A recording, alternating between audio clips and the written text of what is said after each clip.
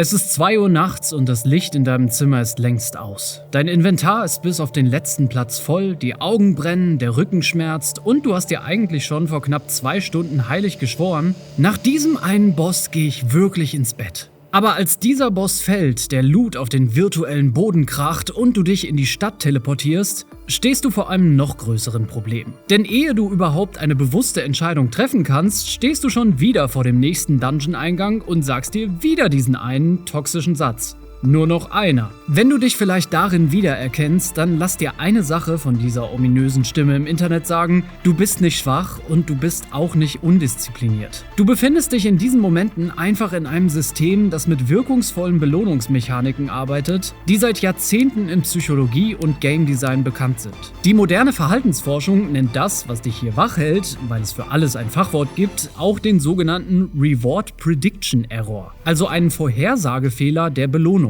Diese Forschung legt nahe, dass Systeme, die Dopamin erfordern, besonders stark auf Erwartung, Unsicherheit und Belohnungsvorhersagefehler reagieren. Also nicht nur auf den Moment des Erhalts, sondern stark auch auf die Phase davor, in der noch offen ist, was gleich passiert. Und die Ungewissheit ist dabei kein Nebeneffekt, sondern einer der stärksten Motivationsmotoren solcher Systeme, also ein Motor, der niemals ausgehen darf und der mit der brandneuen Erweiterung Lord of Hatred gerade auch bei Diablo nochmal massiv aufgetankt wurde. Denn wenn wir mal ehrlich sind, liefert uns Blizzard hier nämlich nicht einfach nur das nächste Story-Kapitel im Kampf gegen Mephisto oder ein paar neue Dschungelgebiete, die nur hübsche Verpackung ausmachen. Die Entwickler betonen auf ihren eigenen Kanälen auch ganz offen, dass die Kampagne im Grunde nur das Aufwärmprogramm ist und der wahre Fokus von Lord of Hatred, wie immer bei Diablo, auf großen Systemupdates und brandneuen Endgame-Routen liegt. Es geht also mal wieder um noch höhere Einsätze und noch verlockendere Beute, die uns im Labyrinth der neuen Mechaniken halten sollen, und die gesamte Architektur der Erweiterung ist darauf ausgelegt, diesen Kreislauf der Ungewissheit in eine absolute Endlosschleife zu verwandeln.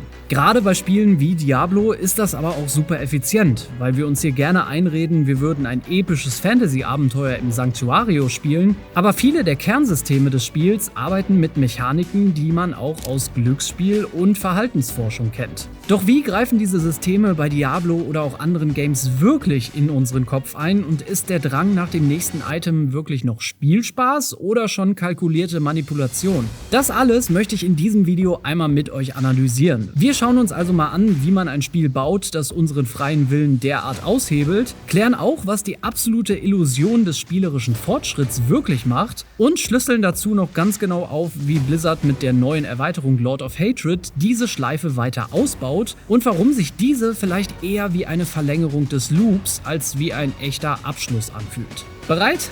Dann legen wir los. Okay, kurzer Disclaimer vorab hier wie immer, denn bevor jetzt jemand panisch das Video schließt, weil er denkt, er ist versehentlich in einer Unterrichtsstunde für Psychologie gelandet, keine Sorge, ich hole jetzt keine PowerPoint-Präsentation raus und es gibt am Ende auch keinerlei Tests. Und ganz wichtig, ich möchte euch auch nicht irgendein Spiel schlecht reden, bei dem ihr genau wegen solcher Features Spaß habt, es zu spielen. Aber um diese Faszination, warum wir nicht aufhören können zu spielen, wirklich zu verstehen, müssen wir uns jetzt einmal ganz kurz die imaginären Laborkittel anziehen und ein kleines bisschen theoretisch werden. Denn um zu verstehen, warum wir Diablo oder andere Games nicht aufhören können zu spielen, müssen wir wahrscheinlich erstmal bei der absoluten Blaupause der schlaflosen Nächte anfangen, der sogenannten Skinner-Box. In der klassischen Lernpsychologie nimmt man hierfür oft ein Tier, also zum Beispiel eine Ratte, und setzt sie in eine Box. In dieser Box gibt es dann einen Hebel. Drückt die Ratte den Hebel, fällt Futter heraus. Das klingt jetzt erstmal simpel, aber der geniale manipulative Trick, der das Verhalten der Ratte für immer verändert,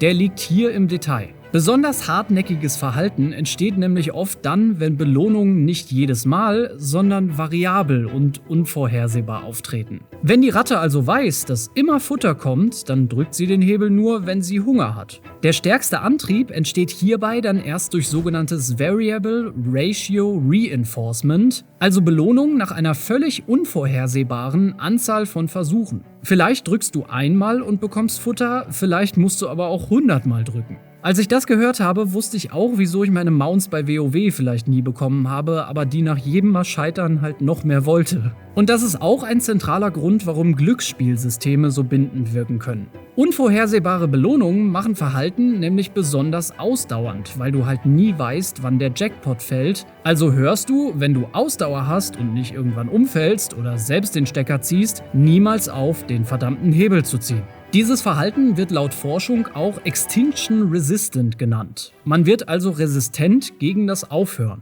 Naja, und wenn wir das jetzt mal zu Diablo übersetzen, dann kennt ihr wahrscheinlich schon die Antwort. Denn auch hier liefert der Dungeon wiederholbare Reize, dein Input ist die Handlung und der Loot ist die variable Belohnung. Blizzard hat all diese Systeme über Jahre dazu natürlich noch sehr fein auf Motivation, Loot-Erwartung und Wiederholung hin optimiert, weil sie ja auch inzwischen wissen, wie ihre Spieler so ticken. Und mit Systemen wie dem Smart Loot, das spätestens seit Diablo 3 Patch 2.0.1 der Standard ist, werden Belohnungen auch noch stärker an Klasse oder Bild ausgerichtet, wodurch Drops häufiger relevant wirken. Also selbst wenn dann das perfekte legendäre Item droppt, rollen die Werte dieses Items dann nochmal innerhalb einer bestimmten unsichtbaren Spanne. Nicht nur der Drop selbst zählt also, sondern auch seine Qualität, seine Affixe und seine anderen Werte. Die Belohnung wird somit nochmal auf mehrere Ebenen zerlegt und es reicht nicht mehr nur, dass du den Jackpot knackst, sondern auch der Jackpot selbst hat noch eigene kleinere Unterjackpots. Aber warum genau macht uns das denn jetzt so unfassbar abhängig? Wir wissen ja eigentlich, dass das Zufall ist und wir das Belohnungssystem nicht überlisten können. Naja, ganz so einfach ist das leider nicht, denn das Dopamin, das wir bei dieser Jagd ausschütten, wird zwar oft verkürzt als Glückshormon bezeichnet, das greift hier aber deutlich zu kurz, denn in der Forschung wird Dopamin auch eher mit Motivation, Lernen oder Belohnungsvorhersagefehlern verbunden, als nur mit dem bloßen Wohlgefühl. Moderne Forschung von Wissenschaftlern wie Schulz, Dayan und Montag, das sind alles sehr wichtige Personen, beschreibt dabei dopaminerge Signale stark über Belohnungsvorhersagefehler. Das klingt jetzt unfassbar kompliziert, ich weiß, aber bedeutet etwas extrem Simples. Dein Gehirn rechnet nämlich permanent aus, was als nächstes passiert. Wenn du genau das bekommst, was du erwartest, dann bleibt dein Gehirn also ruhig und ist im Grunde gelangweilt. Neuere Forschung sieht das da aber nochmal etwas differenzierter. Die hält diesen Mechanismus zwar weiterhin für zentral, aber hier geht es auch um die sogenannte Reward Prediction Error Response. Noch ein Fachwort, yay! Einfach gesagt, wenn du einen Dungeon betrittst und nicht weißt, ob der geile Drop gleich kommt, sitzt dein Gehirn nicht entspannt still, sondern die motiviert aufgeladene Erwartung steigt deutlich an. Und bei Spielen, die genau das erreichen wollen, ist die Ungewissheit dann das alles überragende Hauptfeature. Dopaminerge Systeme sind also eng mit dem sogenannten Wanting verbunden, also mit dem motivierten Haben-Wollen eines Reizes, auch dann, wenn der tatsächliche Genuss dieses Reizes begrenzt ist. Und die geile Belohnung erzeugt dann aber auch nicht zwingend ein Liking, also den tatsächlichen anhaltenden Genuss. Ach so, und dann gibt es da auch noch sogenannte Near Misses, also wenn das Item endlich droppt, aber doch nicht so gut ist, wie du erwartet hast. Dabei können im Gehirn dann teilweise nämlich ähnliche Belohnungs- und Motivationsnetzwerke angesprochen werden wie echte Gewinne und gerade deshalb fühlen sie sich manchmal vielleicht so wirksam an, obwohl man objektiv nichts gewonnen hat. Der Reiz eines Near Miss liegt also gerade darin, dass er Verlust und Hoffnung miteinander koppelt. Du hast nichts gewonnen, aber dein System bekommt das Signal, dass Erfolg scheinbar greifbar nah war und dann willst du oft noch mehr. Unser Gehirn hat nämlich einfach keine faire Chance gegen ein System, das von hochbezahlten Designern über Jahre hinweg exakt darauf optimiert wurde, genau diese menschlichen Schwachstellen in uns zu triggern. Das kann man so ein bisschen mit Social-Media-Apps oder auch anderen Apps, die genau darauf aufbauen, vergleichen. Und genau weil das so viel Spaß macht, sind wir da eventuell schon alle reingetappt, mich absolut mit eingeschlossen.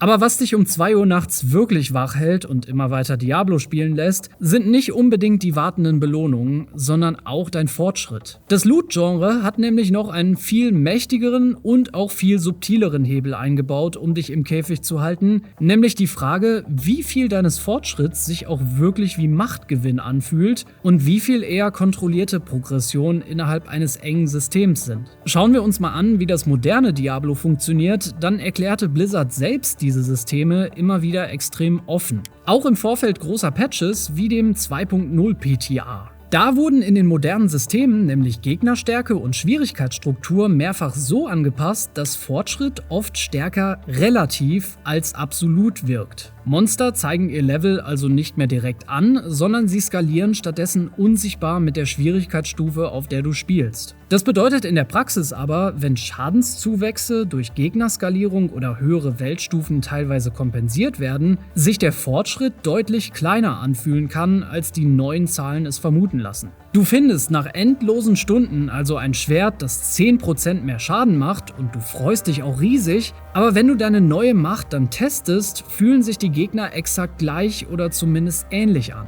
Oder noch schlimmer, sie sind plötzlich sogar zäher, weil du vielleicht die Weltstufe erhöht hast. Das Ganze kann sich dadurch dann wie ein stark kontrollierter Progressionskreislauf anfühlen, in dem Zugewinn und neue Hürde eng miteinander verkoppelt sind, und das weiß Blizzard auch, weil sie in der Vergangenheit sogar die angezeigten Schadenszahlen künstlich wieder nach unten korrigieren mussten, weil die Zahlenwerte völlig außer Kontrolle gerieten. Das alles heißt manchmal aber auch, dass visuell super viel auf dem Bildschirm passiert und die Zahlen womöglich den halben Monitor füllen, aber mathematisch betrachtet trittst du oft vielleicht auf der Stelle. Und diese ganzen Sachen funktionieren aber auch nur so perfekt, weil unser Gehirn nicht in Prozenten denkt. Unser Kopf lebt eher von den ganzen simplen evolutionären Vergleichen und reagiert zum Beispiel sehr stark auf sichtbare Kennzahlen, also größere Zahlen werden schnell als Machtzuwachs gelesen, auch wenn die normale Kampfeffizienz weniger stark steigt als vermutet. Und ja, auch hier haben wir es mit der Tretmühle, also auch der hedonistischen Tretmühle, ein weiteres Fachwort, zu tun, das eigentlich nur das unweigerliche Nachlassen der emotionalen Intensität beschreibt. Ich versuche das hier schon so einfach wie möglich zu erklären.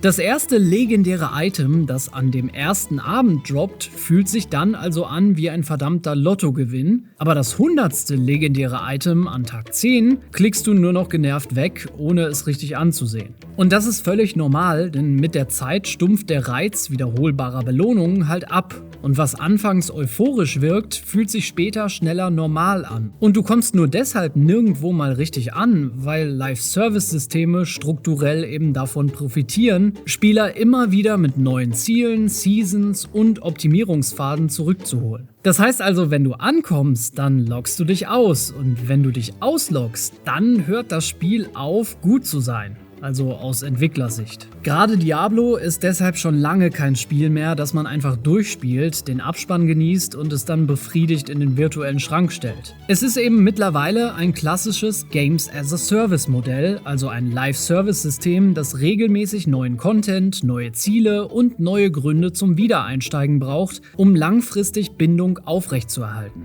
Schauen wir uns nämlich mal an, was uns mit der neuen Erweiterung Lord of Hatred erwartet, klingt das auf dem Papier erstmal wie der absolute feuchte Traum eines jeden Diablo-Fans, und da hab auch ich richtig Bock drauf. Wir reisen auf die Skovos-Inseln, also endlich mal kein grauer Matsch mehr, sondern ein wunderschönes Paradies mit dichten Dschungeln, gefährlichen Vulkanen und den legendären Amazonen. Und auch die Story klingt, wenn sie nicht so abrupt wie das Vorgänger-Add-on endet, wie ein epischer Blockbuster. Wir kämpfen nämlich gegen Mephisto, der sich mal eben den Körper des Propheten Akarat unter den Nagel gerissen hat, und wir bekommen dabei auch Hilfe von einer irgendwie mysteriös zurückgekehrten Lilith. Dazu liefert Blizzard aber auch noch genau das, wonach wir seit Release schreien: einen echten Loot-Filter, der das Chaos von Items jetzt endlich mal erträglicher macht. Man kann jetzt sogar angeln gehen, weil offenbar kein modernes Spiel mehr ohne Angel-Minispiel auskommt, und obendrauf kriegen wir 2 brandneue Klassen. Den düsteren Warlock, der mit Höllenfeuer und Ketten um sich wirft, und den absoluten Community-Liebling, den Paladin mit seinem unfassbar flexiblen Eid-System.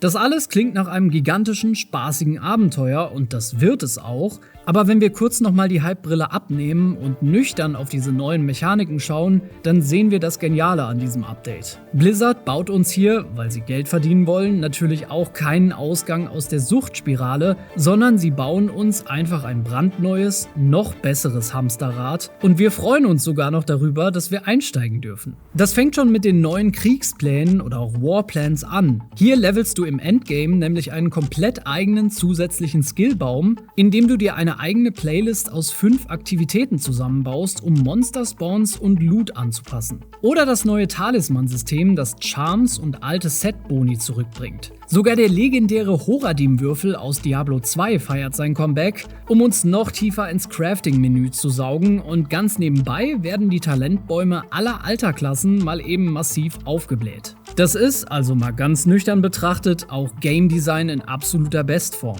Ach ja, und dann gibt es da noch den neuen Modus Echo des Hasses, der endlose Gegnerwellen, eskalierende Schwierigkeit und wahrscheinlich auch den absoluten Adrenalin- oder Wutrausch bringt, weil du diesen Modus nur betreten darfst, wenn du vorher ein hyper seltenes goldenes Ticket namens Trace of Echo im normalen Loot findest. Erkennt ihr diese Mechanik? Naja, da sind wir wieder bei der sogenannten Skinner-Box, die hier vielleicht zur Matroschka-Puppe wird. Der Zugang zum fetten Loot selbst wird also selbst zu einem unvorhersehbaren Drop gemacht. So ein bisschen wie Willy Wonkas goldenes Ticket und jetzt mitten im Sanctuario. Blizzard weiß, und das wissen wir alle auch, aber sowieso schon lange genau, wie sie unsere FOMO schon Wochen vor Release triggern, was beispielsweise der Early Access des neuen Paladin zeigt, den man erst spielen kann, wenn man das noch gar nicht erschienene Add-on für 40 bis 90 Euro vorbestellt und man als Belohnung eine Klasse bekommt, die mit ihren Auren das Spiel für kurze Zeit völlig dominiert,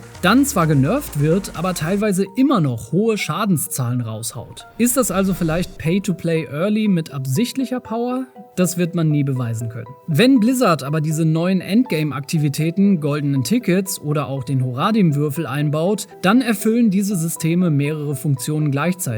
Sie erweitern natürlich das Spiel, sie machen uns mächtiger und sie machen auch verdammt viel Spaß. Aber sie verlängern zugleich auch unsere Motivationsschleife ins Unermessliche. Jede neue Season, jede neue Mechanik sorgt dafür, dass sich das Einloggen wieder wie ein frischer, motivierter Start anfühlt. Du bekommst also neue Kriegspläne, neue Währungen, die du in den Talisman stopfen musst, und neue Schwierigkeitsebenen, die du erklimmen sollst. Aber wenn du mal einen Schritt zurücktrittst und mal so auf die Mechanik schaust, merkst du, dass du exakt im selben Hamsterrad bleibst, und das ist, solange du nicht unfassbar süchtig wirst und nichts anderes spielst oder nicht mehr an die frische Luft gehst, vielleicht auch okay. Im Kern all dieser genialen Endgame-Systeme steht nämlich niemals ein endgültiger Abschluss, und wir wollen auch gar nicht fertig werden. Es geht also gar nicht um den toten Endboss, der blutend am Boden liegt. Es geht oft rein um die absolute, furchteinflößende und wunderschöne Unendlichkeit der Jagd selbst. Und genau dafür und nur dafür sind vielleicht auch Live-Service-Systeme gebaut. So, und hier ist die bittere, aber am Ende des Tages auch die einzige faire Wahrheit.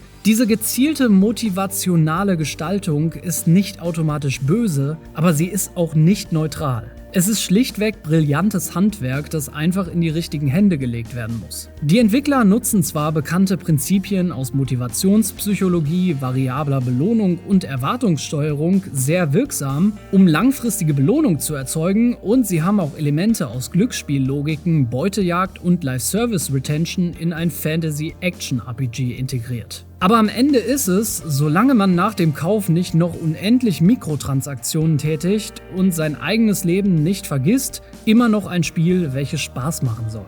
Und obwohl Diablo kein bloßes Fantasy-Abenteuer, sondern ein hochoptimiertes Motivationssystem ist, verbindet es auch mit der neuen Erweiterung variable Belohnung, Unsicherheit, Bildfortschritt und Live-Service-Design so effektiv, dass Spieler womöglich sehr leicht deutlich länger im Loop bleiben, als sie ursprünglich wollten. Das ist dann nicht automatisch Sucht, aber es ist auch nicht bloß harmloser Zufall, und es verschönert auch nicht, dass all diese Mechaniken auch sehr gefährlich sein können, gerade für jüngere Menschen. Die entscheidende Frage, die du dir bei dem Ganzen also stellen musst, ist nicht wieder, ob Blizzard das darf. Natürlich dürfen sie das, weil sie haben Geld, und solange Spieler diese Spiele kaufen, können sie noch mehr davon machen. Die viel wichtigere Frage ist, erkennst du selbst, wann du gerade gespielt wirst? Wenn du also das nächste Mal um 2 Uhr nachts sagst, nur noch diese eine Dungeon, dann nimm vielleicht mal kurz die Hand von der Maus und hör kurz in dich rein. Spielst du gerade bewusst weiter, weil es dir wirklich Spaß macht? Oder folgst du vielleicht nur noch automatisch der nächsten erwarteten Belohnung? Aber was ist denn eure Meinung zu Diablo? Liebt ihr es, was Blizzard mit diesen Spielen gemacht hat? Oder hasst ihr vielleicht die aktuelle Entwicklung mit Mikrotransaktionen und unendlichen Grinds? Und was ist euer liebster Dungeon Crawler oder euer liebstes Roguelike-Game? Schreib mir das gerne in die Kommentare. Und wenn dich dieses Gehirnhacken auch bei Filmen interessiert, dann kannst du dir auch gerne anschauen, wie Hollywood uns drüben im Kino vielleicht genau solche psychologischen Tricks auch verkauft. Das habe ich nämlich in meinem Video zum Super Mario Galaxy Film analysiert, das hier verlinkt ist. Wir sehen uns im nächsten Video und haut rein!